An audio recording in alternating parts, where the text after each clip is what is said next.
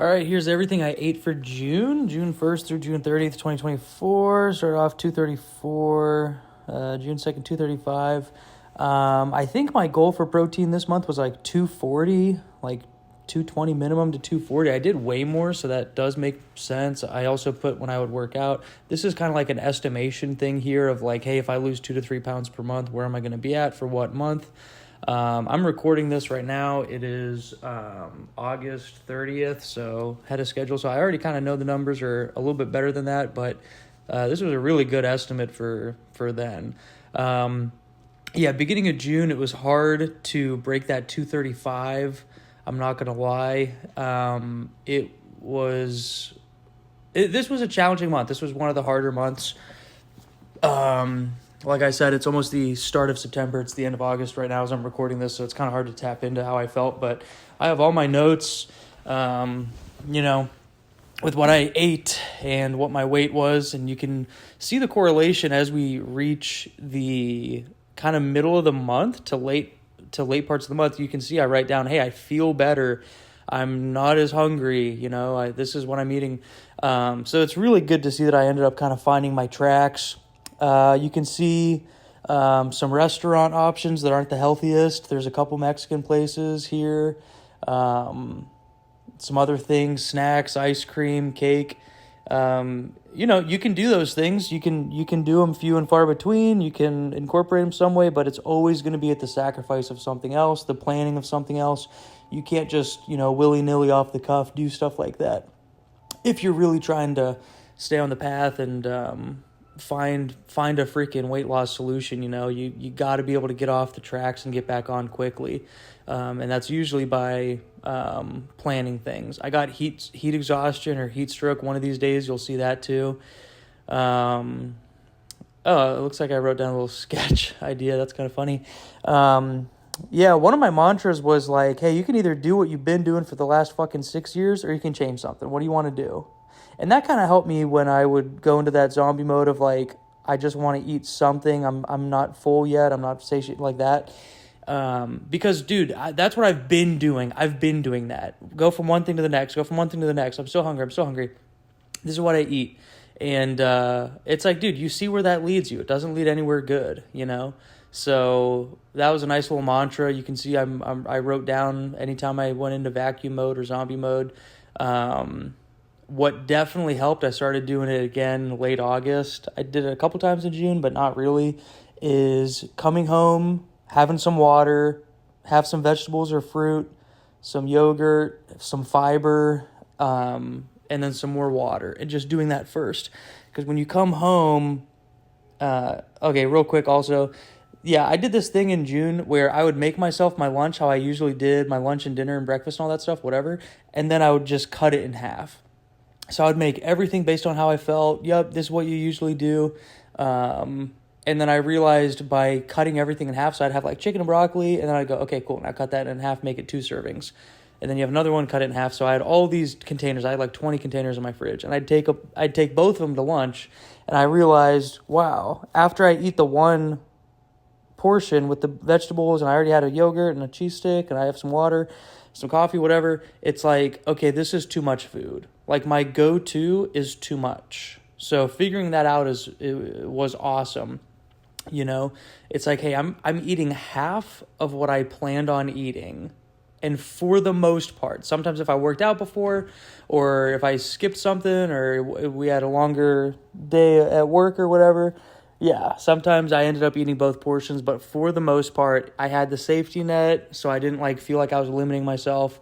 And at the end of the day, any single calorie or any single bite that you don't eat is less than what you would have eaten if you were just in how you were normally planning your day. So pretty much every day was a win in terms of that. So I'd have 2 containers with chicken and broccoli in them. And I would eat one, and then I'd usually leave the other one in the fridge. And then on my drive home, I'd eat it, because that's a nice healthy meal that has a bunch of stuff that's good for you in it. And then I would come home, have water, fiber, fruit, vegetables, and then I wouldn't come home starving. And any other day, if I didn't do that, I would have eaten the full portion. So dividing it in two was so beneficial for a lot of different ways, but I want to make sure that you guys understand that's not volume eating, and I don't condone volume eating, and I don't think that's a good idea at all. Okay, we're trying to get on the track. We're trying to have a sustainable, stair-stepper, gradual, maintainable, sustainable, healthy lifestyle that at the end you end up losing weight a little bit each month, not gain a new fucking eating disorder where you eat 18 pounds of broccoli because you're so fucking used to shoving your face and filling up your stomach and stretching out your stomach so that you can eat more food. It's like, no, over time you want your stomach to slowly decrease the amount that it can hold, and your cravings will start to go away. So that's definitely not what I was doing. All I was doing was making my normal portion, dividing it in half, and then filling the rest up with broccoli. That way I had put myself in a situation where there's breaks that are automatically going to be applied. If for some reason I showed up to work, we have lunch break, and I go, I got to eat this first one. Okay, now that one's done. Now I'm going to start eating the other one, with the added broccoli. Now it's like I eat the first one, and I'm finishing up, and I go, okay, first off, time-wise, I don't have as much time as I usually have. And then hunger-wise, with that broccoli, it's like, okay, I'm not as hungry as, I guess I'll just have the other container in a couple hours or maybe at home or whatever. So it was just a nice little safety net. And it made sure that I hit my vegetable goals. So that's what that little blurb was there. Some of these days I had burgers. Some of these days I had ice cream. It's so fucking crazy looking back at these days. I so recommend having a food journal because you forget everything that you eat pretty much the week after, maybe a week and a half after. So having the journal is critical. And with the weight at the top and the date and everything, and you can see what my activities were that day, and you can see kind of how stuff forms. It's so obvious looking back. And I said this about fucking May as well. That's when I kind of started like keeping track of everything and like really taking this seriously. You think you're doing everything right. You think you're doing fine. You think you have a process. It always seems easier looking into the future. Maybe it seems easier when you look back in the past because it's already done. But this is fucking work, dude. And you can see, like, hey, I reached for the toaster strudel this morning.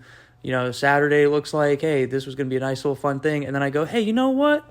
This is still going to be here in a couple hours. Why don't I have something else? Let me do a different choice.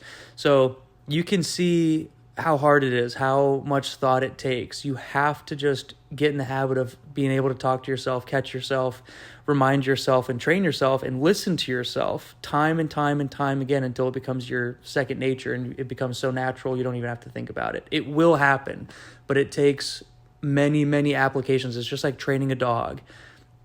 You got to reward yourself with positive reinforcement, positive encouragement, and then you'll have a well-trained dog, and that's what you got to do with your brain.